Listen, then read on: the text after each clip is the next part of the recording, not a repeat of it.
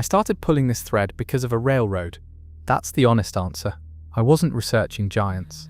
I wasn't interested in alternative history forums, or Tartarian theory, or anything that would get you flagged as someone who lingers too long on certain parts of the internet. I was looking into the expansion of the 19th century American railroad network, specifically how land surveys conducted between 1848 and 1880 documented unusual geological features across the Ohio Valley and the upper Mississippi Basin. My interest was mundane.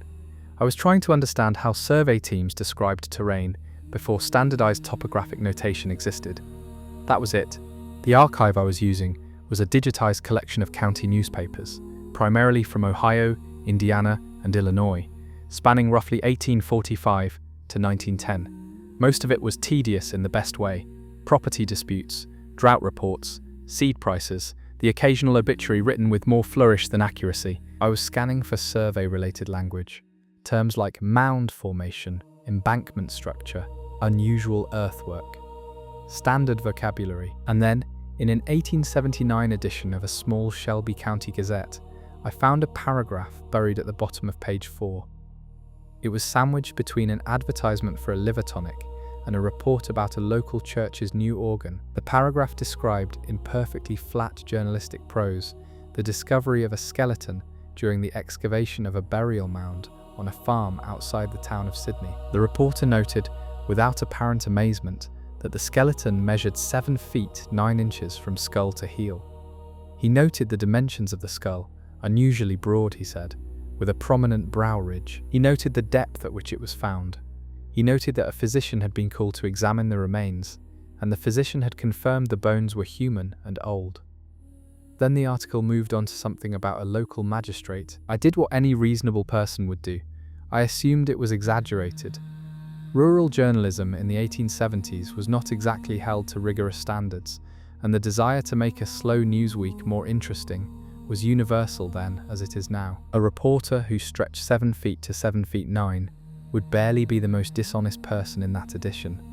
I noted it, filed it away in the back of my mind, and kept scrolling. 3 weeks later, I found another one. This time, it was from an 1883 Wisconsin newspaper, a mound excavation near the banks of the Wisconsin River.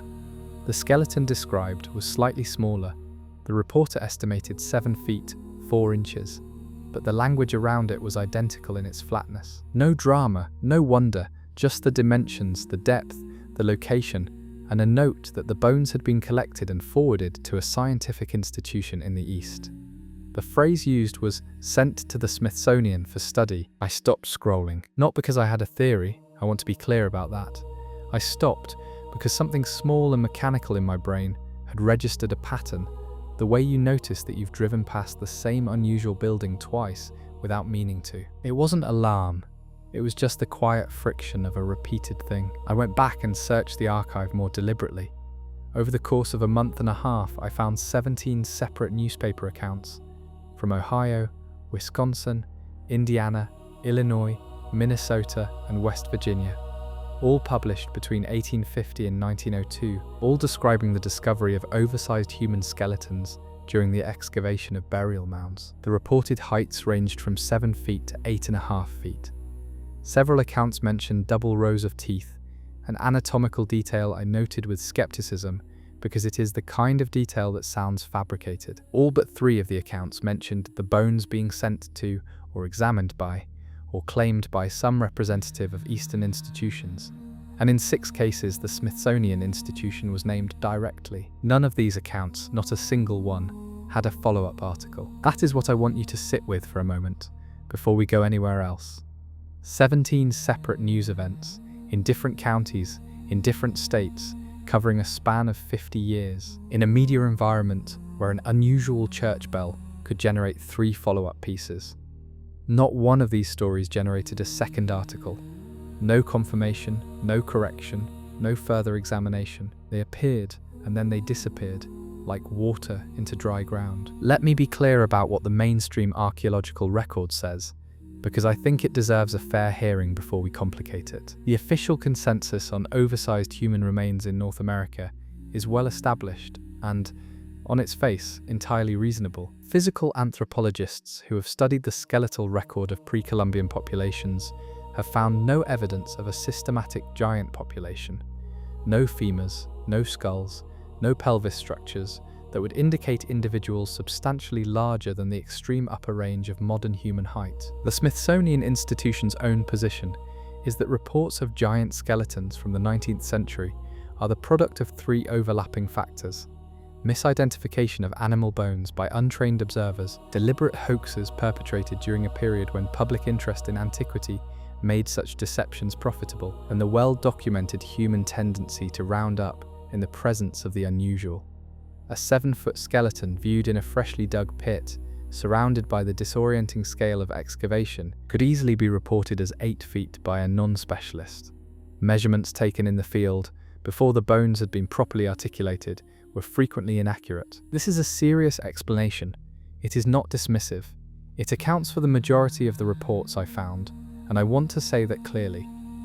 The 19th century was a period of intense popular fascination with the mound-building cultures of North America, and that fascination created a cultural incentive to find something extraordinary in every mound. Newspapers were not running fact-checking departments. Reporters were paid by the column inch. A physician confirming the human origin of bones is not the same as a trained osteologist conducting a formal analysis. I accepted all of this. I still largely accept it, but here is where the explanation begins to strain. In 1916, the Smithsonian Institution published an internal accession ledger, a routine administrative document cataloguing donations and acquisitions received over the preceding 30 years. A partial scan of this document was made available through a university library digitization project sometime in the early 2000s and is still accessible through the institution's own archival index. I found it while cross-referencing the Wisconsin newspaper account I mentioned earlier. The accession ledger for the period 1882 to 1886 includes an entry number 244, which records the receipt of skeletal material recovered from mound excavation, Sauk County, Wisconsin, forwarded by county surveyor. The entry notes the material was received, logged, assigned a storage location in the physical anthropology collection, and marked for examination. The entry was made in 1883. There is no subsequent record of that examination ever occurring. There is no publication referencing the material. There is no record of the material being transferred, destroyed, or loaned to another institution. Entry 244 exists in one place, the intake log, and then it stops. The bones arrive, and then, institutionally speaking, they cease to exist. I want to be fair here. Institutional record-keeping in the 1880s was inconsistent. Collections were enormous and understaffed. Material was regularly lost, mislabeled, combined with other accessions, or simply stored in conditions that caused deterioration and eventual destruction. The Smithsonian received hundreds of thousands of items during this period, and not every item received the sustained attention it might warrant. This is a reasonable explanation for a single case. But entry 244 is not a single case. Over the following months, I began systematically cross-referencing every newspaper account I had collected with the available portions of Smithsonian accession records, with published anthropological surveys from the relevant periods, and with the internal correspondence archives of the Bureau of American Ethnology, a division of the Smithsonian that was specifically tasked with the scientific documentation of indigenous mound cultures. Beginning in 1879, what I found was a pattern of institutional silence that I could not easily account for. In 1894, the Bureau of American Ethnology published Cyrus Thomas's exhaustive report on the mound-building cultures of the eastern United States. The result of years of systematic field excavation, it is still considered one of the foundational documents of North American archaeology. The report is over 700 pages. In those 700 pages, Thomas acknowledges the existence of public reports describing unusually large skeletal remains. He addresses them in a single paragraph. He characterizes them as exaggerations and moves on. He does not cite the specific examples he is dismissing. He does not describe the methodology by which he determined they were exaggerations.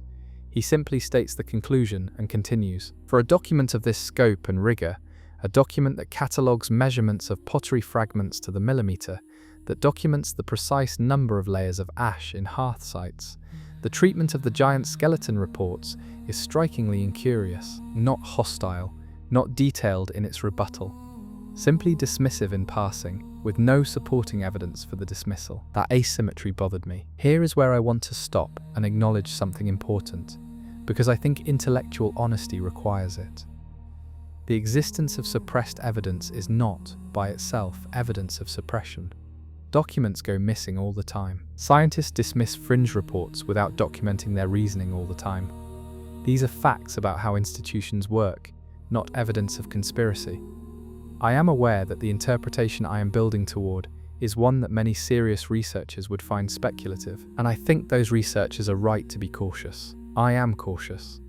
I am telling you what I found and where it sits, not what I have concluded. What I am less able to explain is what happens when you move outside the United States. In 1871, a British archaeological journal published a brief report from excavations conducted near Inverness, Scotland, describing a stone cist, a type of burial chamber common to the late Neolithic period that contains skeletal remains described as of exceptional stature, the femur alone measuring some 25 inches in length. A femur of that length would indicate an individual of approximately 7 feet in height, depending on proportional factors. The report appeared once. It was not followed up in the same journal. I searched 5 years of subsequent issues. Nothing. In 1890, a French archaeological bulletin published an account of excavations in the Loire Valley that described the discovery of several skeletal remains in a collapsed underground structure of unknown origin. The site was described as pre-Roman. The remains were described as considerably larger than the modern type. Photographs were reportedly taken. The photographs do not appear in the issue. The article references a follow-up report that was to be published in a subsequent edition. I found no subsequent edition containing that report. In 1903, a German academic journal published a field note from excavations in Bavaria describing an unusual burial site and skeletal material that the author characterized as morphologically distinct from typical Bronze Age remains in the region, larger with unusual cranial features. The field note referenced a full report in preparation. That full report, as far as I have been able to determine, was never published. 3 countries, 3 separate institutional ecosystems with no meaningful overlap, 3 periods spanning more than 30 years, and in each case the same architecture of appearance and disappearance, a brief initial notice, a promised follow-up, and then silence. The mainstream explanation for this pattern is that these were preliminary reports of finds that turned out, on closer examination, to be unremarkable. In the course of professional archaeology, this happens constantly. A promising discovery generates early excitement, the subsequent analysis proves less interesting, and no one publishes a correction, because publishing a correction to an informal field note is not standard practice. The journals moved on, the researchers moved on. The absence of follow-up means nothing. And again, I believe this explanation is true for many of these cases, possibly most of them. But here is the thing I keep returning to, the thing I cannot square with that explanation. Across all of the cases I have described, and I have described only a fraction of what I found, the absence of follow-up is not uniform. It is specific. When the initial reports described unusual skeletal dimensions, the follow-up disappeared. When the same excavations described other findings, pottery, tools, structural remains, ornamental objects, those findings were frequently documented, published, and entered into the scholarly record. The silence was not about the excavations, it was about the bones. You have to understand what that specificity means. Not every finding from these sites went dark, just one category of finding. I want you to think, for a moment, about what it would take to produce that pattern intentionally. You would need the editorial decisions of multiple journals in multiple countries to align on the same category of suppression, without coordination, without correspondence, without any shared institutional directive that I have been able to find evidence of. You would need archaeologists and field researchers in Scotland, France, Germany, Ohio, Wisconsin, and Indiana to all make the same editorial decision, not to suppress findings they believed were real, but to decide independently and without communication that this particular category of finding was not worth pursuing. I am not arguing that there was a meeting. I am not arguing that someone gave an order. What I am arguing, and this is the more unsettling argument I think, is that the pattern could be produced without any of that. If you are a professional archaeologist in 1890 and you are trying to build a career, and you have an anomalous finding that does not fit the established framework, you already know what the costs of pursuing it are. You do not need to be told. The institutional incentive structure does the work. The silence organizes itself. That is what makes this harder to dismiss than a simple conspiracy. A conspiracy has an architect.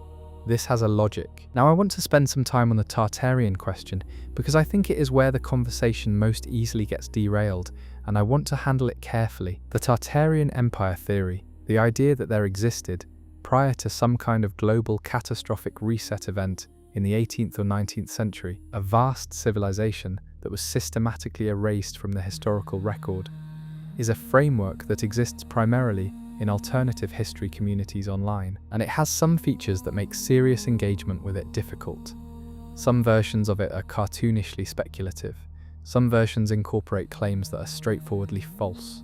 I want to be honest about that, but within the Tartarian framework, the claim about giant skeletons has a specific function. The theory holds that the pre-reset civilization, variously identified with the map term Tartaria, which referred to the broad swath of Central Asia on many pre-18th century European maps, was not simply a different political structure, but a different biological reality. That the populations, or at least the ruling lineages of this civilization, were physically distinct from modern humans in ways that would be embarrassing to the official anthropological consensus if acknowledged. And that institutions like the Smithsonian, which were founded in the mid-19th century, that is, shortly after the proposed reset event, were in part constituted for the purpose of managing and suppressing the physical evidence of this prior reality. I am not endorsing this framework. I want to be direct about that.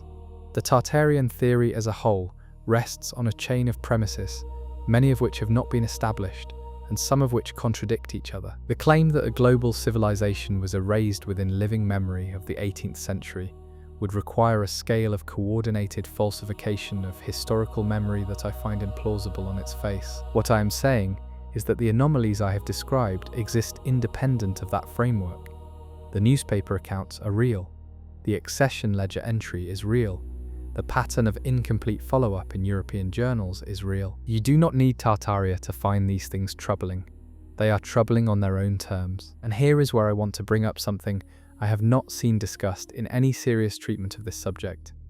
Something I found late in my research and have been sitting with for several months without a satisfying answer. In 1881, the Smithsonian's Bureau of American Ethnology issued a set of internal field instructions to its survey teams. These instructions were administrative in nature, guidelines for how field teams should collect, package, and transport archaeological specimens back to Washington. The document is available in the Bureau's historical records. It is not hidden, it is not classified. It is a bureaucratic memo. In section 4 of that memo, there is a passage that reads, in its original phrasing, as follows, and I want to quote it carefully because precision matters here. All skeletal material recovered from mound contexts shall be forwarded to the central collection without preliminary publication. Field observers shall confine initial reports to structural, ceramic, and lithic findings. Documentation of human remains shall await formal examination by the division's physical anthropology staff. Read that again if you would. Field observers shall confine initial reports to structural, ceramic, and lithic findings. Skeletal material, specifically, was to be withheld from preliminary publication. All other categories of finding were to be reported normally. Only the bones were to be held pending central review. Now, I want to engage with the straightforward reading of this because it is entirely possible.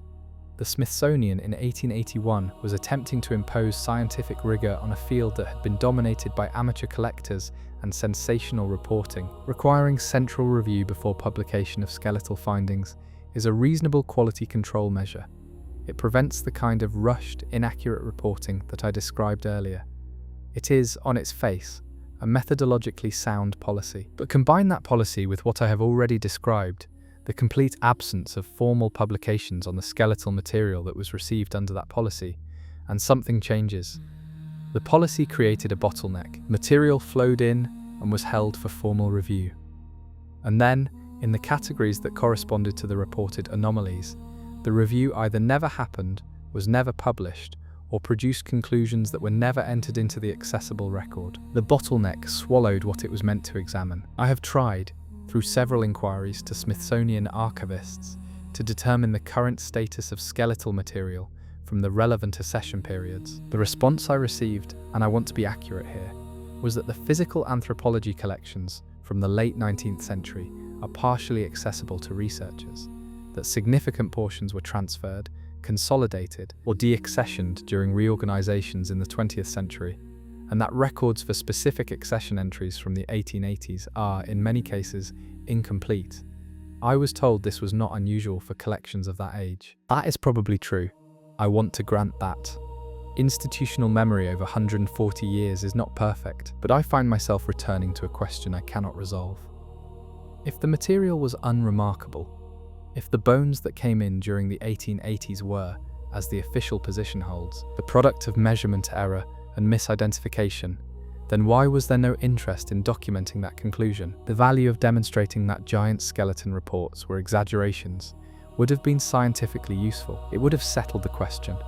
A formal publication saying, "We examined these remains, they were not exceptional, here is the data," would have closed the door on decades of popular confusion. That publication never came, and I don't know what to do with that. There is one more thing I want to raise before I let this sit where it sits.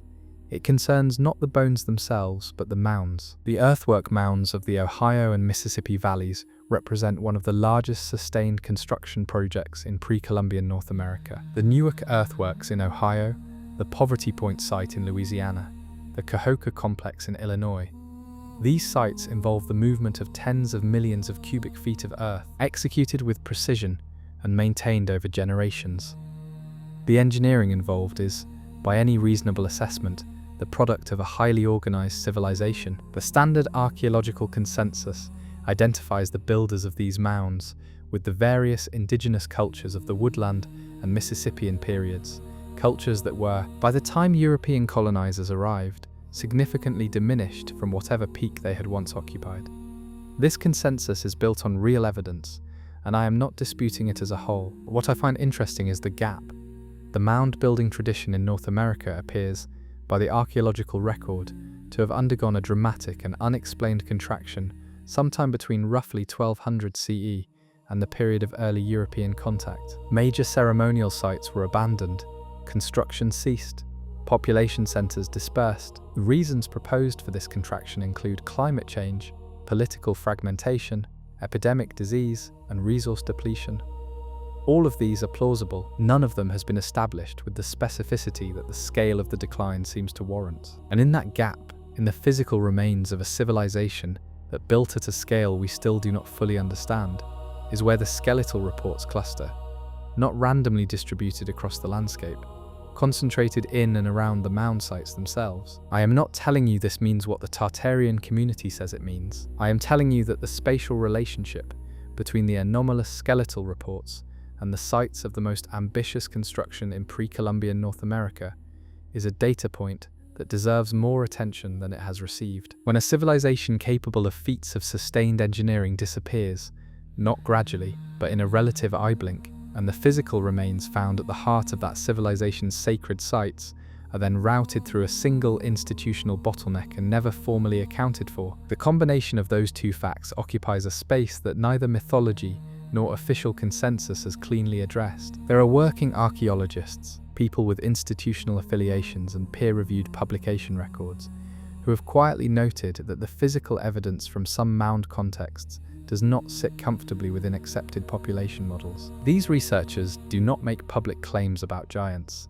They do not involve themselves in alternative history forums, but in conference papers, in footnotes, in the careful language of academic hedging, there is an admission, scattered and fragmented, that something about the skeletal record of the mound building period is not fully resolved. I found one such footnote in a 2008 paper published in a mid-tier American archaeology journal.